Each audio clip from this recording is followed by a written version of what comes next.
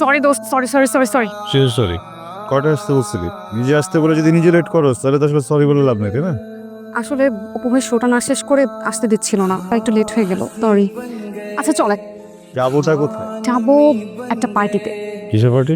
আনিকার boyfriend Fahim একটা party throw করেছে। আমি না গেলে তো আনিকা খুব রাগ করবে।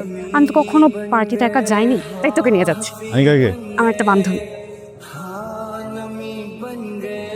ওয়াও, আমি তো ভেবেছিলাম তুমি আসবে না। Thank you so much for coming. আমার বন্ধু রাফসা। হাই। রাফসান। নাইস মেরে। হাই সামিয়া। এই ব্রো, ফাহিম। রাফসান। বেবি চলো সবার সাথে পরিচয় করিয়ে দিই। ইয়া, হ্যালো রানিকা। এখানে একা দাঁড়িয়ে আছিস? তুই করো, ম্যানেজ করিব, সমস্যা নেই। অলরাইট, আজকের পার্টিটা বেসিক্যালি হচ্ছে Anika P birthday celebration party. আজকে আমরা আনিকা পি বার্থডে সেলিব্রেশনটা এনজয় করব, অনেক চিল করব, পার্টি এনজয় করব আর প্রেম করব। Happy birthday to you. Oh my God, এটা কি দরকার ছিল? Happy birthday. Thank you, this is so beautiful. Enjoy the party. Thank you. Looking beautiful today. Fahim, বাইরে সবাই ওয়েট করছে, আমরা বাইরে যাই। বাইরে ওয়েট করছে তো প্রবলেম কোথায়? My house, gate is lock, problem নেই। I am not ready for it. এখানে রেডি হওয়ার কি আছে? ইনফ্যাক্ট আজকে আমাদের ফার্স্ট মান্থ অ্যানিভার্সারি। আমার অনেক ভয় লাগছে। ভয় কেন পাচ্ছ? Fine please. I am sorry, give me 2 minutes please. Sure. Thank you.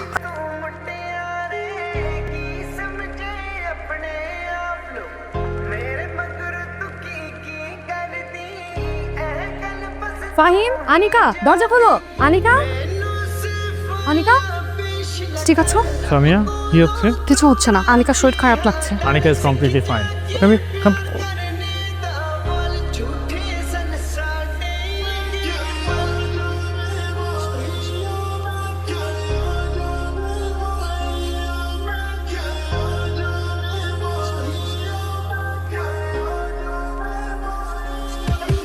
তোকে আরেকটু কষ্ট দিব। সবাই কি? আমার তো বাসায় ফিরতে হবে, তোর তো বাসায় না ফিরলে সমস্যা হবে না। বলছিলাম কি দোস্ত, কিছু একটা আনিকার সাথে থেকে জানো, শারলানটি বাড়িতে নেই, একা রেখে যাওয়াটা একটু রিস্ক হয়ে যায়। কথাটা না আনিকার সাথে থেকে যা হবে না, তো বলতে হবে আনিকার বাসায় থেকে যা। দোস্ত প্লিজ, ফ্রিজে খাবার রাখা আছে, ক্ষুধা লাগে অন করে খেয়ে নিস। আনিকার একটু খেয়াল রাখিস। বাড়িতে পৌঁছে তোকে কল করছি।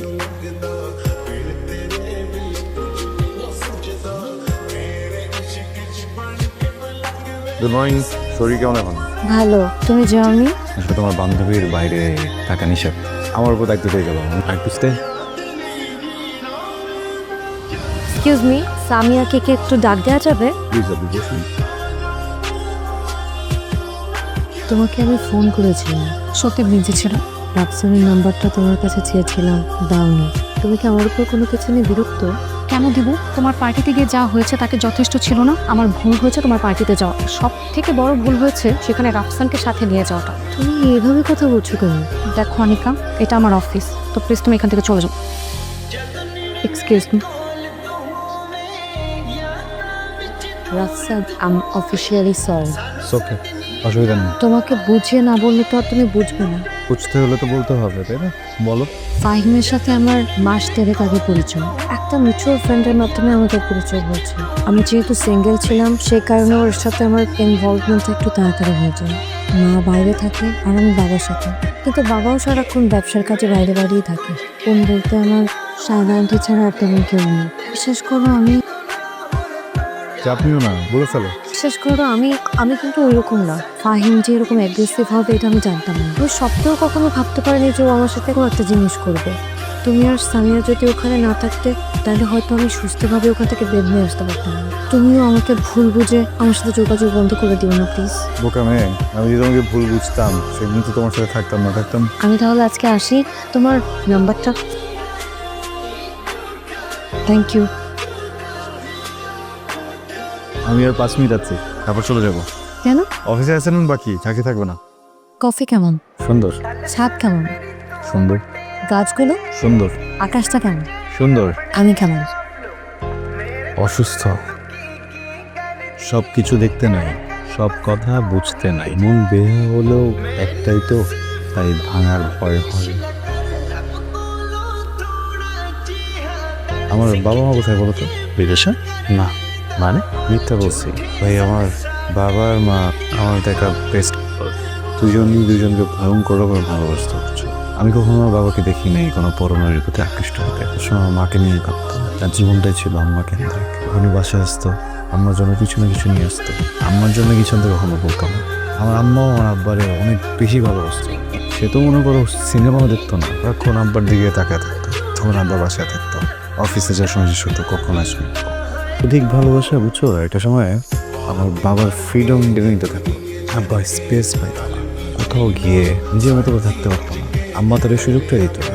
আব্বা বুঝাইতো আমাকে, বিভিন্নভাবে বোঝানোর চেষ্টা করতো, কিন্তু আমার মতো না চলাটা কখনোই বুঝতো না। আম্মা যেন বোঝে, এর জন্য একদিন আমার বাবা মজার চলে আম্মাকে বলে ফেলছে, তুমি যদি ঠিক না হও আমি তোমাকে ডিভোর্স দেবো বলে সে বাজারে চলে গেছে। বাজার থেকে ফিরে এসে দেখা যায় আমার মা ফ্যামিলির সাথে যোগ আছে। আব্বা শখ নিতে পারে নাই, তার মনে হয়েছে আম্মার ওই অবস্থার জন্য সে দৃশ্য দেখছে, সাথে স্ট্রোক করছে আমার চোখের সামনে। আমার আব্বা আমার আম্মা দুইটা মানুষের লাশ পড়া ভাই, দুইটা মানুষের মৃত্যুর কারণ ভালোবাসা। ওই দিনের পর থেকে একটা জিনিস বুঝছি ভাই, আমি কারো ভালোবাসতে পারবো না ভাই। আমি ভয় পাই ভাই। আমি ভালোবাসা দেখতে আমার আব্বার লাশ দেখে। সবার জীবনের পরিণতি যে তোর বাবা মার মতো হবে তা না। পৃথিবীটা অনেক সুন্দর।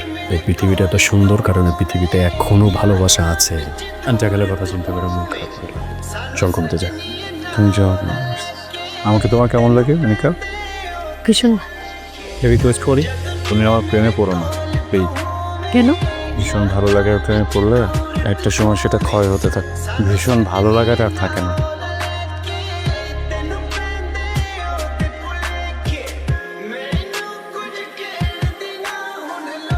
আমি কাজ চুপ, আমি বাসায় নাই, সব পরে বলবো প্লিজ।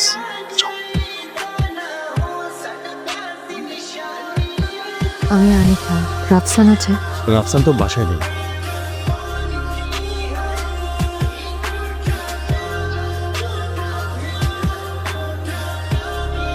রাফসান, আমি জানি তুমি ভেতরে আছো, প্লিজ দরজাটা একটু খোলো। অনিকা তুমি চলে যাও প্লিজ। প্রেম আর ভালোবাসা এক না, এটা আমি জানি। হয়তো তোমার সাথে আমার প্রেম হয়নি, কিন্তু ভালোবাসা হয়েছে। প্লিজ তুমি দরজাটা একটু খোলো, আমাকে ভেতরে আসতে দাও। Anika please leave. রাফসান, আমি জানি আমাকে আমি আর সব বলেছে, তুমি কেন এত ভয় পাচ্ছ? সবার জীবনের কাহিনী একরকম হয় না রাফসান, আমাদের কাহিনী হবে ভিন্ন, যেটা শুধু তুমি আর আমি মিলে দেখবো, যেখানে তোমাকে কোনো কষ্ট পেতে হবে না। প্লিজ আমার দরজাটা একটু খোলো, আমাকে ভেতরে আসতে দাও। অনিকা তুমি প্লিজ যাও না এখান থেকে। দেখো তুমি চাইলে দরজা ভেঙে ফেলতে পারবা, আমি নিজে থেকে কোনোদিনই দরজা খুলবো না। অনিকা এই দরজা কোনোদিন খুলবে না।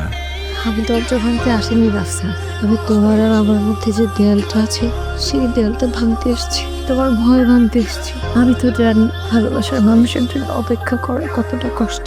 আমি চাই না এই কষ্টটা তুমি পাও।